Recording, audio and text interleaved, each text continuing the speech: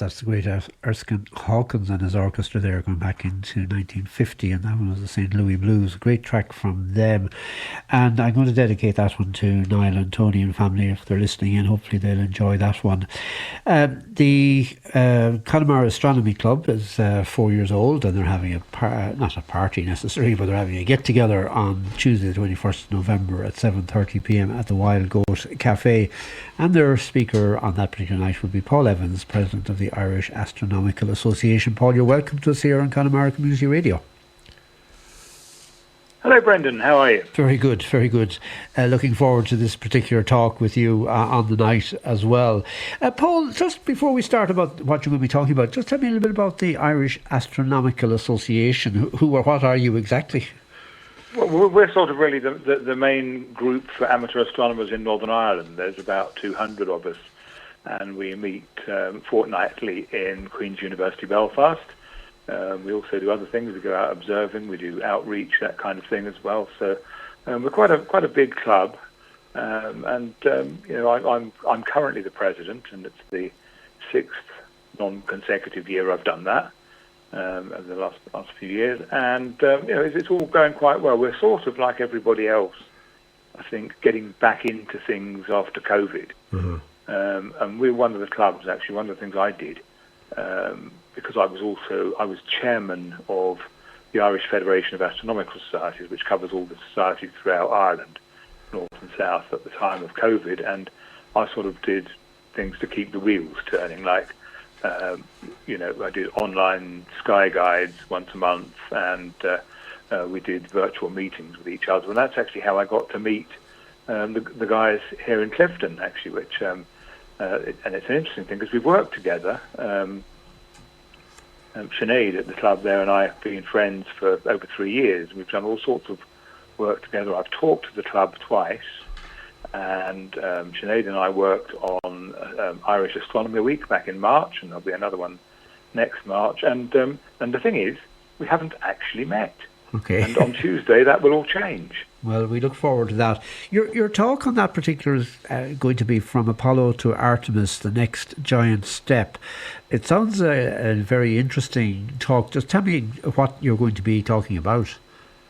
Well, I'm going to start where I started, really, with you know, how we went to the moon the first time, because that's when I got interested. I was 7 years old when that all happened, and I've had a lifelong interest in it. And it just so happened that Apollo 8 was in space over the Christmas of 1968, at the same time that my parents gave me Patrick Moore's Observer's Book of Astronomy, and so I got into the astronomy side of things as well as the spacecraft bit. And I followed that all through the time, and it's been a lifelong hobby for me. And so I'm really quite excited about the prospect of going back to the moon again.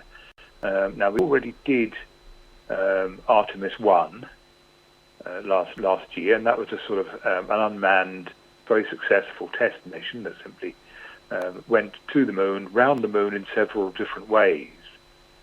Not the same as Apollo 8, which just went round 10 times and came back. Difference was Apollo 8 had 3 men on it. Artemis 1 had nobody on it. It was an unmanned test flight. But the one we're building up to now is Artemis 2, and that will be a flight to the moon and back, not landing this time, but with 4 astronauts on board. Okay.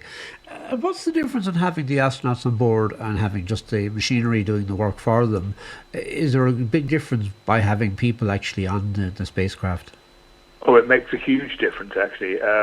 Sending spacecraft to places unmanned is far easier, and we've actually been to the very edge of the solar system doing things like that, because you don't need to take food, air, water, and all that with you. You don't need to create a life-supporting environment. Whereas when you're sending people up, you have to keep them alive, and that's it brings a whole raft of things. You've got to have food, air, water, deal with waste, and deal with other problems that don't bother machines so much, like radiation. There's a whole raft of differences between the two ways of going about things. But when you actually get people on the spot, they can do things that sometimes machines can't. Okay. Okay, well, that's very useful, I would imagine. Now, we have a fascination with the moon. I mean, it's been obviously it's been there all of our lives and an awful lot before that. People always have this amazing kind of fascination looking at it and trying to work out what it is and why it's there and all that. Um, what do you think? What would you kind of just? How would you describe the fascination for the moon? Why are people so fascinated by it? I think it comes. There's many ways in which it's fascinating. Actually, one is that you can see it. It's close enough that you can actually see surface detail on it with the eye. And once they'd invented telescopes and stuff, you could see that there was even a lot more to it than that. But the very fact of the moon being there in the sky, we've worked out a long time ago that it affects things here on Earth, like the tides and stuff. And I suppose it's arguable that if you say that life began in the sea, that it might never have come out of the sea were it not for the tides. So, we owe the moon that much as well. So, and it does give us an idea that that you can deduce by watching it in its orbit that the light coming from it is reflected from the sun, and that changes at different points in its month or month-long orbit. Uh-huh. Absolutely, and then as you say, the Apollo I think attracted so many different people, and there have been a number of moon landings, not very many, but there have been a number. Do you look at the different missions that have gone in between those particular times? Is that the idea as well here?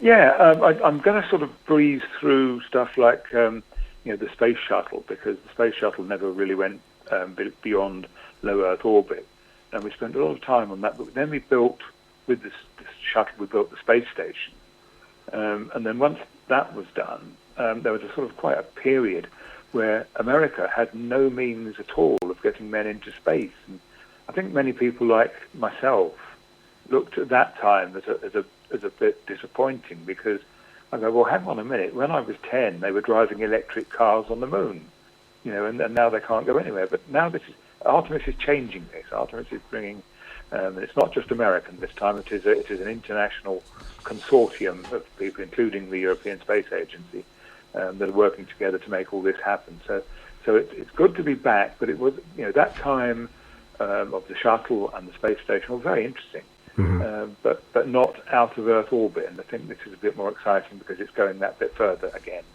And I suppose, when we look back over kind of, I suppose, science fiction rather than science fact, there was always this idea that there would be kind of a moon base and people would be living on the moon. And I think they're trying to see about that for heading for the other planets. Could it have been possible to have spent all the money they spent on the ISS and put people onto the moon instead and used it as a land base or a moon base piece rather than having this thing floating around in the air? Well, it's difficult to say, but because the International Space Station is scientifically a very useful thing to have. You can do lots and lots of things in microgravity or near zero gravity that you can't do on the ground, and so the space station is a great lab for that. So I wouldn't want to be without it.